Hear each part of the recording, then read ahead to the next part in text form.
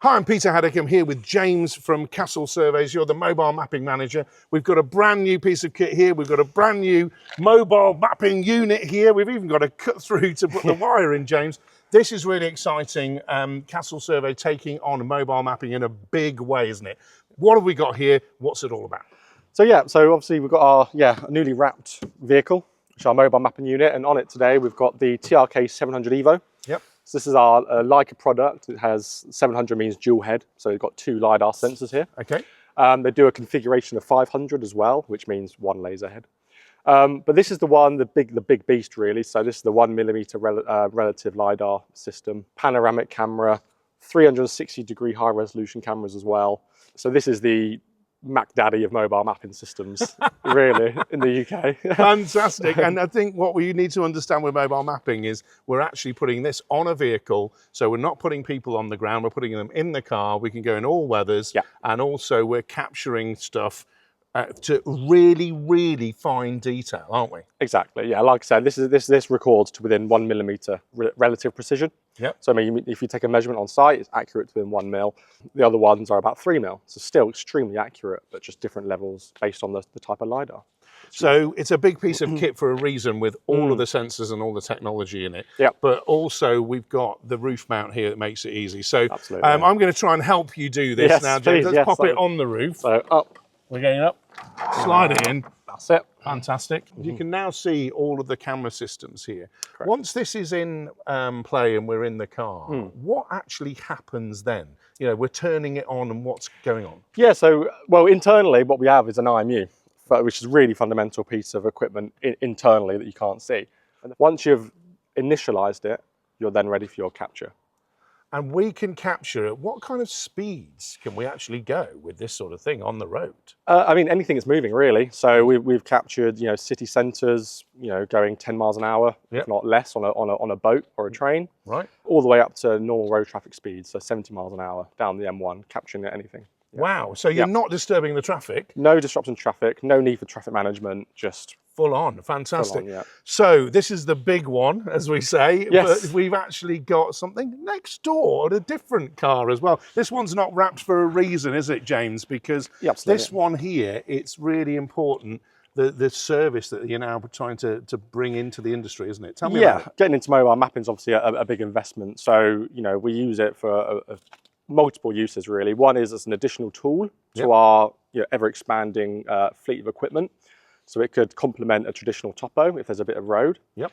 As well as exclusive mobile mapping projects. So getting into maybe your bigger clients who need these large strictures of road surveys, and then actually collaborating with other survey companies, which we think is a really, really big need in the industry at the moment. And having had a lot of conversations over the last few years, it is a need that we are hopefully fulfilling. And as part of that, we have now 2 vehicles. We have our fully marked Chapter 8 vehicle, which is all our logos on and can go on airports and everything like that. And then we've got our completely, bare, unwrapped vehicle. This actually can go with them as well, these mobile mapping devices. Why is this important? Well, that's a secondary GNSS. So internally within these systems, they have a GNSS in them. Yep. Now that's measuring a 1 hertz. So every second it's taken an absolute position. To complement that in areas that you can't achieve enough dynamic movement to maybe warm up the IMU enough, such as rail or boats, we can install a second antenna. Right. Now what that does is that creates a baseline. Okay. So you've got 2 receivers working in tandem, which means that the initialization procedure is far quicker in challenging environments. And simply does literally plop on like that, which is great. And obviously you connect it all in. Yeah. Why would you choose to use this one? This is the Neo 500, so 500 means single head. But this is still 3mm in relative precision, so extremely accurate. It's like that. Yeah, it's capable of capturing 1 million points per second, which when you're going down the road at highway speed, it's more than enough to capture. And you'll tend to capture, a few times anyway in each lane. It's IP64 rated as well. So this is the system we would use when we are going offshore, or if we know it's going to be a bit rainy. Yep. But it's great that we also have access to the Evo as well for those jobs that might need the extra bit of precision. Yep. So we can see how easy this one is to bring up, James, because I can do it on my own. Look at that, folks. That's a lot simpler. James, we also know that this is collecting data as we go along, but it's also doing some clever stuff as you're driving. What happens that makes it easy when we go back to base to actually then help you take that model and that data and turn it into a model? Yes, I mean, the TRK is really versatile in its use, actually, because traditionally and conventionally, we'll capture it, download the data, and process it in Pegasus Office, which is our post-processing software. We'll do that relative to a continuously operating reference station. So that'll be a physical base station set up, ideally within 15 to 20 kilometers of our capture area. Okay, so that is taking the corrections from the satellites, applying that to our GNSS and our data, and giving us a really accurate position.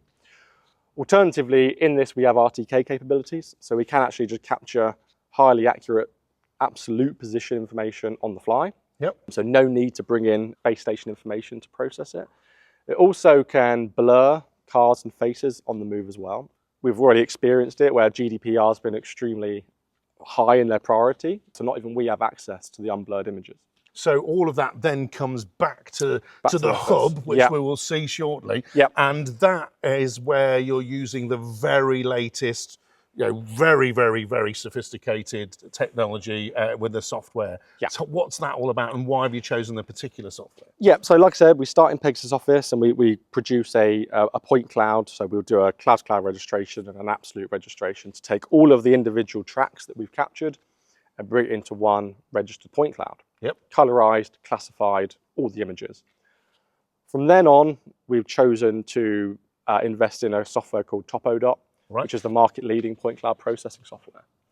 Now that is capable of doing almost everything a point cloud could ever need to be done. So we'll conventionally use it for topographical extraction, but you can do things such as bridge clearance measurements, road width surveys, simulations, pothole analysis, crack defects. The list goes on in just the one software. And that's why we invested in that, because it's the one-stop shop for all our deliverables.